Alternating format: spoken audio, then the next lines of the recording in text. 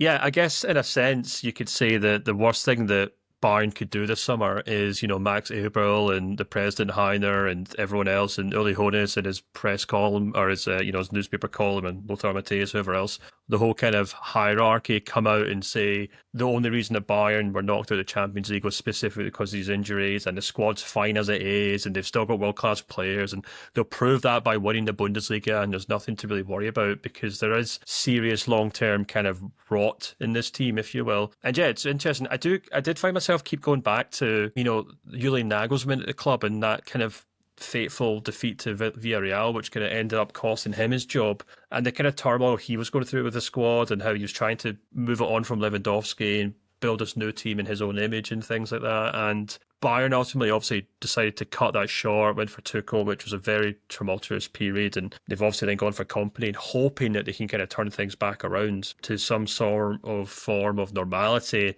And I do wonder if Bayern could kind of roll back the clock if they would just say, do you know what, we're just going to stick with Nagelsmann, because what's happened since then has been nothing but drama and turmoil, and you could certainly see Bayern haven't really got any closer to success in the Champions League since then. But they need some hard questions. There's a lot of hard questions that they have to answer, and I think they have to deal with that. The club have spent like 150 or 160 million euros on new players this season, and only one of them, two, I guess, if you count Urbic, but only one of them, Michael Olsey, has actually been a success. Zaragoza, useless. Palhinha will go down as probably the biggest flop in Bayern Munich's club history when he leaves the club this summer, and that's crucial. Bayern cannot have another summer like that. They cannot waste the best part of 100 million euros on players that are not going to be working in Kompany's team. And, if I kind of wanted to end this podcast on a hopeful note, I would say hopefully the people all working behind the scenes at Bayern are now seemingly all working from the same hymn sheet. Although I did read this week about how Uli Hoeneß has met with Florian Wirtz's dad and how he's